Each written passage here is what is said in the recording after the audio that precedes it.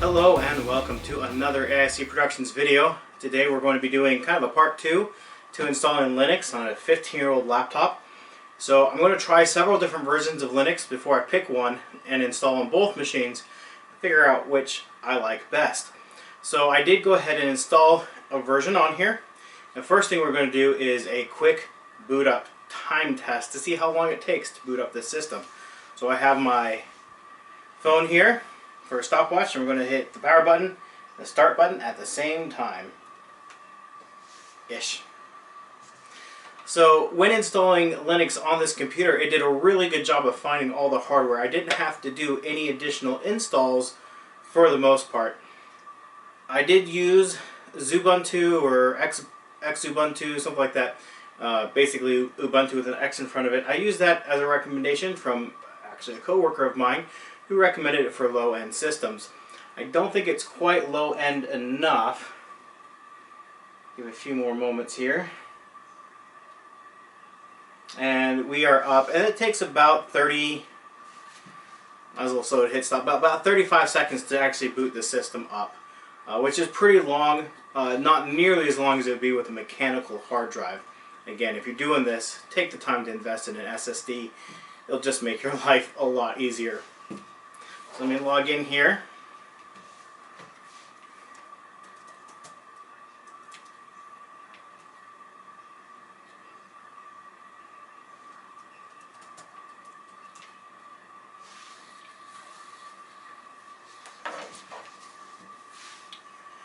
Alright, so as I was saying, I didn't have to really do any additional driver finding or anything like that except for the wireless card.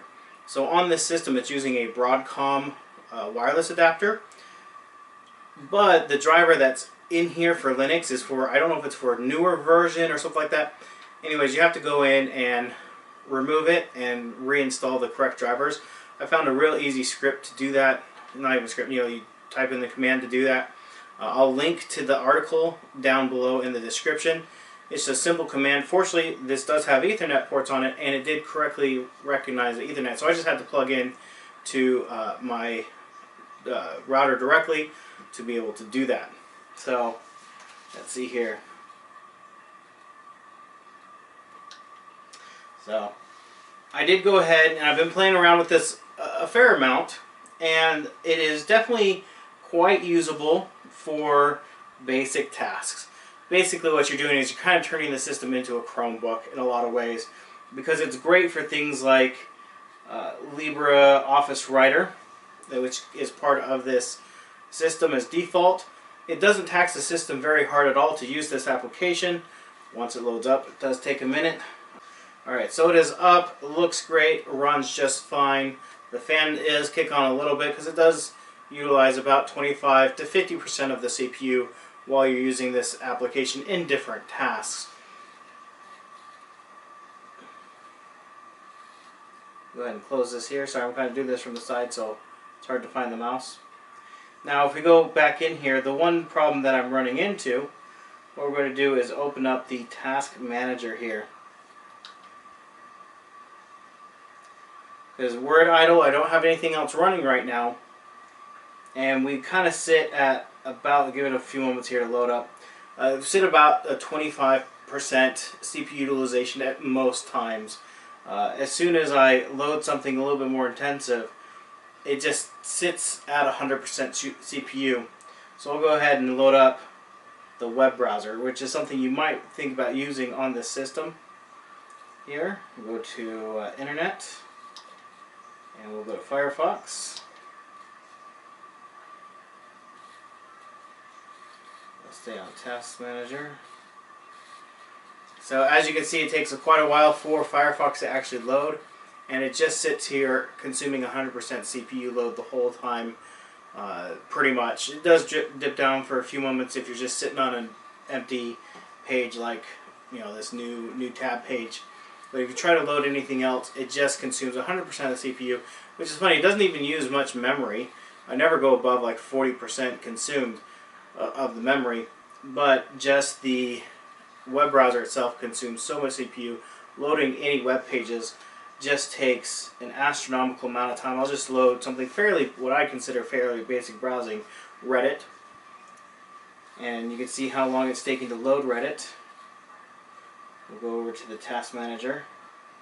And as you can see here, see if I can make this a little bit bigger.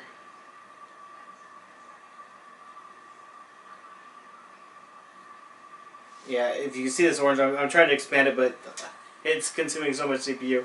It's just sitting there at 100% CPU. So really, if you're doing this with this particular version of Linux, and again, I'll put a link to this version in the description down below, as well as the other article, you're really going to be using this for typing up Word documents, using the Excel program if there's any Linux-based games you want to play. I haven't installed Steam on here. I'm going to be doing that next to see if we can play some of the games I own in Steam on Linux, and see how they perform. But other than that, you're really going to be sticking with those basic tasks, which is really all you're doing in Excel, or excuse me, in Windows XP anyways anymore, because you can't have a modern web browser on here. We're going to try some multimedia as well. If you have any other suggestions of what tasks you would like to see done in Linux, let me know, and I'll definitely perform those to the best of my ability on here. I think if you're going to be using an old system like this, it's perfect for if you're wanting to give it to a kid to learn on, or yourself to learn Linux on. It's great for that because it kind of makes you work for it. Also, it's a great system for just basic, again, tasks. If you have email on here, like Thunderbird or whatever it is for the OpenOffice, you're typing up some text documents. Maybe you're using the calc, the Excel equivalent on here, things of that nature. You're really going to love this laptop with Linux on here. And again, we'll try out some games, things like that. And then if you have any other Linux variant or distribution suggestions, definitely let me know. I have a couple more I'm definitely going to be checking out, but I would love more suggestions as well. So this was just a quick video to demonstrate. Let's see here. Reddit never loaded. It's just sitting there. Let's try that again.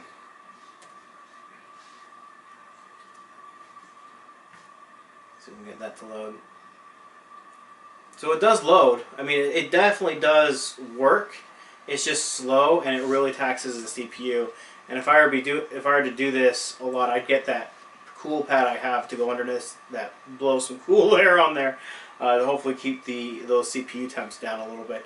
This does have nice fresh thermal paste on it. The fan is clean as well as the heat sink. All have been cleaned, and so should be functioning quite well. So anyways, thank you for watching. Again, if you have any questions, leave those down in the comment section down below. Do my best to answer those. And again, any suggestions, I'd love to take those as well.